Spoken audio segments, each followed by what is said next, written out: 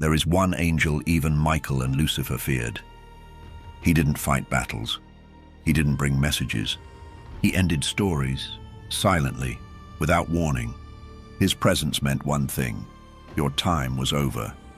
They called him Azrael, the angel of death.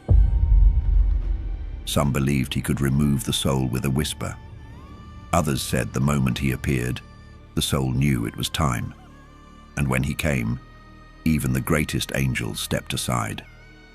This is Secret Origins, and today we are telling the story of the scariest angel that ever lived. Welcome. Long ago, before time was counted and before humans walked the earth, there was no such thing as death. The world was not yet complete, life had not begun, and so the end of life was not yet part of creation. But all of that changed with one single choice.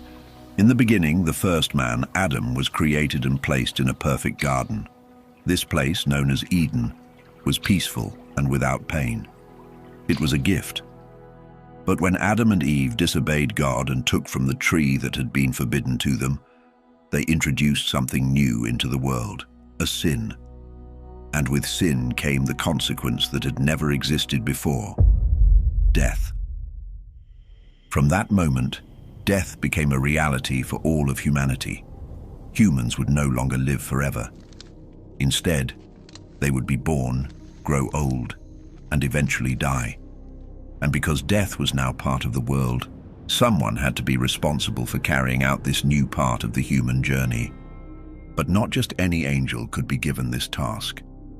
Among the many angels in the heavens, there were warriors like Michael, messengers like Gabriel, and other angels who performed special duties. Each had a role. But the task of bringing death, of ending life and guiding souls to the next world, was something different. It required courage, obedience, and an unusual kind of strength, the strength to do what no one else would want to do. So God gave a command. He asked his angels to go to the earth and collect the dust from which Adam would be formed. This dust would be used to create the first human body, the vessel for a soul. One by one, the archangels were sent to complete this task. Some sources say that Michael tried, but the earth cried out and asked him not to take its soil. Others say Gabriel approached the earth and felt compassion for it, leaving it untouched. Each time the angel returned to God without the dust, unable or unwilling to carry it away. Then God sent Azrael. At that time, Azrael was not yet the angel of death. He was simply one among the angels, faithful, obedient, and silent. But when he was sent, Azrael went to the earth and did what none of the others would do. He gathered the dust, even as the earth wept and begged to be left alone. Some stories say that Azrael spoke to the earth and promised to return the dust in time. Others say he said nothing at all. What mattered most was that he completed the mission and brought the dust back to God, and with that single act, everything changed. Azrael had proven something that none of the others had. He had shown that he could carry out the most difficult task without delay, without complaint, and without letting emotions stand in the way. Because of that, God gave him a role unlike any other. Azrael would become the one responsible for the beginning and the end. He would be the one to guide the soul from its creation to its final moment in the body, and then carry it beyond. From that point on, Azrael was no longer just an angel. He became Malak al-Maut, the angel of death. Azrael's success in collecting the dust from earth was a sign that he alone could bear the weight of death. No other angel had the heart to do it. It was not because they were weak, but because the role was too heavy, and the name Azrael, meaning help of God in Hebrew, became linked with this function to help the soul cross from this life to whatever came next. So yes, Azrael is known across Islamic and Jewish traditions as the angel of death, but his work is much more than simply ending life. His main responsibility is to separate the soul from the body at the appointed time of death. But taking a soul is only part of what he does. In both religious texts and oral traditions, Azrael is described as a psychopomp, a being whose role is to guide souls from the physical world into the afterlife.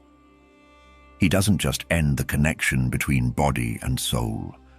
He helps carry that soul forward, beyond this life, toward whatever awaits on the other side. That journey might lead to peace, reward, or judgment, but Azrael's task is to make sure it begins. He is the one who opens that door. According to several traditions, Azrael carries a divine scroll or record, sometimes described as a book, on which the names of all human beings are written.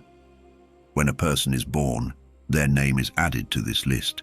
When they die, their name is erased. The scroll represents the ongoing awareness Azrael has over all living people. He does not act based on emotion or personal judgment. He waits for the moment when the scroll tells him it is time. This scroll shows that Azrael's job is deeply connected to destiny. He does not randomly appear, nor does he choose who dies and when. He only acts when God gives him the command. This is an important part of his nature. Unlike the rebellious angel Lucifer, or even the warrior Michael who leads battles on God's behalf, Azrael is completely obedient. He does not act on his own. He serves a specific function that only activates when the divine will calls for it. And yet, even though he does not act independently, Azrael's reach is unlike any other angel in existence.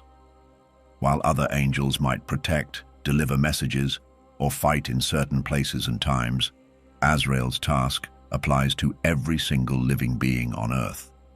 No matter where someone lives, what language they speak, or what they believe, every soul eventually passes through Azrael's care. From ancient times to the present, from the tallest mountains to the deepest cities, Azrael's responsibility never ends. That alone sets him apart from other angels. There's another part of his duty that is just as fascinating. Azrael does not always appear in person. In fact, many traditions teach that he often sends lesser angels to carry out his work. These assistants, sometimes called the angels of death in plural form, follow his direction and are involved in collecting the souls of the dead. These angels may be gentle or terrifying, depending on the life a person lived and the destiny that awaits them. This system shows us something important. Azrael is not just a servant, but a leader. He is in charge of an entire network of spiritual beings whose task is to help him maintain balance across the world. In some interpretations, these assisting angels take on more responsibility in times of war, disaster, or mass death, where Azrael's reach must extend quickly across many lives. In other moments, he may come personally, especially to saints, prophets, or people whose lives carried special meaning. And while many fear him, others view him as a necessary part of existence. Without Azrael, there would be no end. Without the end, there could be no new beginning. His task is there simply to ensure that the great cycle continues, exactly as it was designed to. Azrael was trusted with one of the most important responsibilities in all of creation, bringing every soul from life to death. To carry out such a task, he needed more than obedience. He needed a level of power that no other angel possessed. And that's exactly what ancient texts suggest. Descriptions of Azrael's true form go far beyond anything we see in depictions of other angels. According to various Islamic sources, Azrael's appearance is so vast, so overwhelming, that it cannot even be compared to the human form. He is said to have 4 faces, each one allowing him to look in a different direction: north, south, east, and west. This detail shows that Azrael is always watching, always aware of what is happening in every part of the world. But his faces are just the beginning. Azrael is also described as having 4,000 wings. These are not like the wings shown in paintings or stories where angels appear as glowing humans with feathers. His wings are said to stretch across realms. Some are wings of grace, associated with peace, mercy, and the escorting of righteous souls. Others are wings of punishment, terrifying in their appearance and function. These wings are said to be made of iron rods, sharp hooks, and heavy scissors to cut and tear. These wings are reserved for souls marked by sin, and they reflect a different side of death, one that brings fear rather than peace. And then there's the size. Some Islamic scholars, such as Ibn Jafar al-Wa'idh and others who wrote classical commentaries, described Azrael as having 70,000 feet or limbs. Each one is said to serve a purpose, connected to his ability to interact with countless souls simultaneously. These numbers are used to explain how one being can carry out his task across every nation, every people, every person. His form is beyond what the human mind can imagine, and it must be, because his job spans all of Earth. But perhaps the most remarkable and chilling detail is this. Azrael's body is said to be entirely covered with eyes and tongues. Each eye and each tongue is connected to a living soul on Earth. That means Azrael's very form reflects the current population of the world at any given moment. His eyes see every individual. His tongues represent the voice or presence of each life. And here's where it gets truly unsettling. When a person dies, one of those eyes or tongues disappears. It vanishes from his body, showing that the life it represented has come to an end. In many traditions, Azrael's appearance is not fixed. It constantly shifts based on the number of living beings on the planet. His body is in sync with human existence itself. In some narrations, Azrael carries a flaming whip, a weapon that represents divine power and authority. It is used to command other spiritual beings and enforce God's will.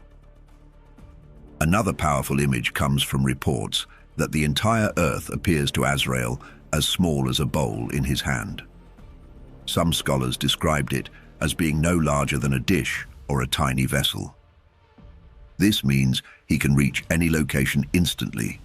Distance, borders, and time mean nothing to him. The idea here is clear. Azrael does not travel.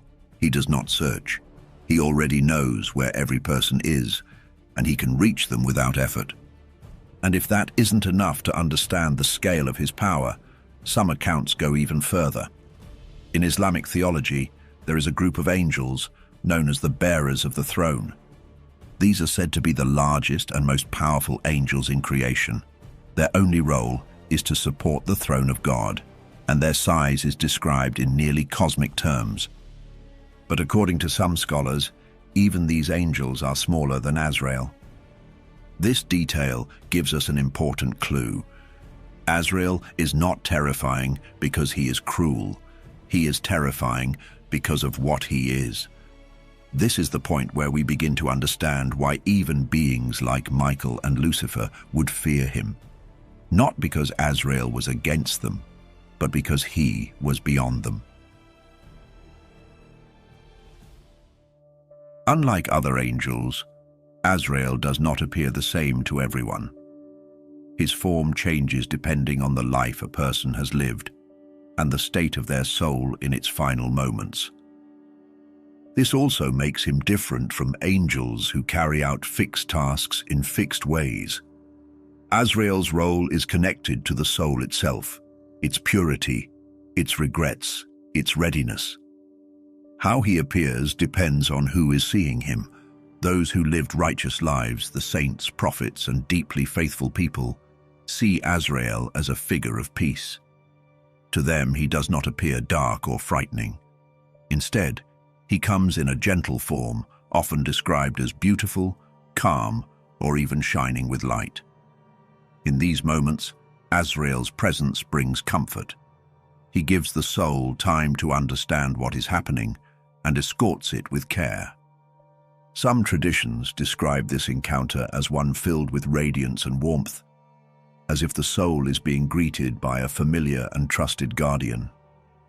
Stories passed down through generations say that the Prophet Muhammad and Moses were approached by Azrael himself, not by one of his assisting angels. In both cases, he offered a respectful invitation to leave the world. But not every soul is met in this way.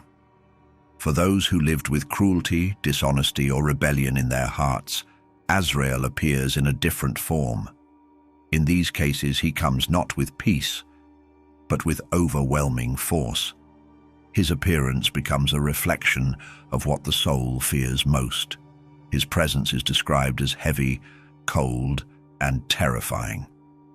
Some traditions say that sinners feel their soul being ripped away rather than gently lifted. There is no comfort in these final moments, only fear, regret, and pain. This dual nature of Azrael is part of his design. He reflects the truth of the person's life back to them. What the soul gave to the world is what the soul receives in return. This idea appears most clearly in Sufi belief, a branch of Islamic thought that focuses on the spiritual journey of the individual soul. Sufi teachers explain that Azrael shows himself in a form that matches the deepest state of the soul at the moment of death. If the soul is at peace, Azrael appears as peace. If the soul is filled with fear or resistance, he appears in a form that mirrors that struggle. But these appearances are not always seen only at the moment of death. There are stories of Azrael appearing to people in dreams or visions, especially when their time is near. These dreams often carry warnings, reminders, or messages to prepare the soul. In some cases, the vision is peaceful. In others, it is a wake-up call.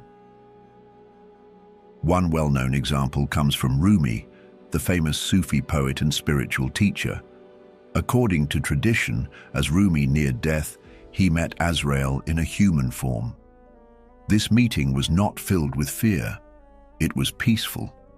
Rumi accepted it calmly, knowing that the time had come. Another example is found in the writings of Nasir Khusrau, a Persian poet and philosopher. He wrote about seeing Azrael in a dream, who told him that his time was near. This dream gave him time to reflect, pray, and prepare himself.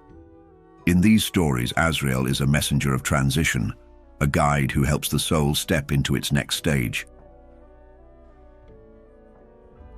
If you're still wondering why Azrael inspired fear even among the greatest angels, the answer becomes clearer when you understand what his presence truly meant. Every time he appeared, something ended. This did not apply only to humans. It applied to angels as well. Ancient legends describe a deep, instinctive stillness that spread through the heavens whenever Azrael was near. Angels who sang, fought, or served in harmony paused when he passed. Gabriel carried messages. Michael led battles. Israfil stood ready to sound the final trumpet. But Azrael's mission was different. He did not arrive with warnings. He arrived with certainty. When he moved, even the most powerful beings gave way. Some traditions say that Azrael could, if God commanded, take the soul of any being, even one of the angels. So he operated beyond the boundaries of time, conflict, or revelation. He did not belong to the stories of war or prophecy. He belonged to the final chapter. In one narration, the bearers of God's throne, angels known for their immense size and authority, lowered their gaze when Azrael appeared in the realm of the divine. His authority came not from rank, but from function. He represented the end of every command, every mission, and every life. Azrael worked alone. His path did not intersect with that of warriors or messengers.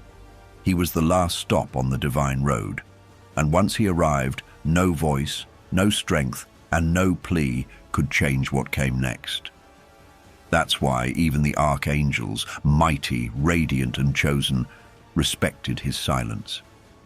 Because his silence meant the story was over. But are Azrael and death the same thing, or are they different? In many traditions, death is not simply an event, it is a being, created by God just like the angels. According to some ancient Islamic narrations, death was formed as a separate creation, distinct from Azrael. It was not just a process, it had form, weight, and presence. When God created death, he presented it before the angels, but the sight of it overwhelmed them. Every angel who saw death fainted for 1,000 years. The experience was too much for even the strongest celestial beings. That alone gives us a clue. If even the angels collapsed before death, what kind of being could control it? The moment when God gave Azrael command over death itself is key. It shows that Azrael was not created by death. He was placed above it. While other angels worked with light, sound, and fire, Azrael carried something far more absolute, the very boundary between life and what comes next. In some traditions, scholars and mystics explain this by saying that Azrael did not just deliver death, he became its form. He did not follow death. Death followed him. This idea becomes even more powerful in the stories about the end of time. After Judgment Day, when every soul has been judged and paradise and hell are fully divided, one last task remains. According to Hadith traditions, God will take death itself, now in the form of a ram, and place it between heaven and hell. Then, before all creation, God will slay the ram. In that moment, death itself will end, and with it, Azrael's role will come to a close. This marks the final transformation. Azrael, who once stood at the edge of every life, will have completed the full circle. His work will be finished and eternity will begin. So, maybe Azrael was not just a servant of death. Maybe he was death shaped by divine command. And because of everything we've seen so far, it's no surprise that today many people associate Azrael with the Grim Reaper. But unlike the Grim Reaper, who is often shown as cold or frightening, Azrael's origins show him as both feared and honored. He carries out God's will, not personal judgment. Azrael's name also appears in poems, books, and even popular entertainment. Over time, his role as the angel of death inspired writers, thinkers, and artists across the world, especially in the West. In the 19th century, American poet Henry Wadsworth Longfellow referred to Azrael as an angel who gently collects souls, giving his presence a solemn but peaceful tone. Around the same time, Leigh Hunt wrote The Reaper and the Flowers, where Azrael appears as a quiet figure in black, arriving not to harm but to guide. British writer G.K. Chesterton also referenced Azrael in his poetry. In his works, Azrael is described as a powerful force called upon during moments of great spiritual battle, highlighting the angel's lasting importance even outside the original religious context. Over the years, the name Azrael became more familiar to the general public. In the 1980s cartoon The Smurfs, the villain Gargamel named his cat Azrael, a small detail that hints at the angel's deeper place in cultural memory. Even in a light-hearted setting, the name still carried a link to the mysterious, the dark, and the inevitable. This makes Azrael more than a symbol. He is not just a shadow or a myth. He is a character that crosses boundaries between life and death, religion and folklore, fear and comfort. And now that you've heard Azrael's story, how do you see him? As a dark figure to fear, or as a guardian of life's final step? Let us know what you think in the comments below. If you enjoyed this story, give the video a thumbs up and subscribe to the channel. Next, watch our movie on Lucifer, the angel who became the devil. Keep your minds open, and until we meet again.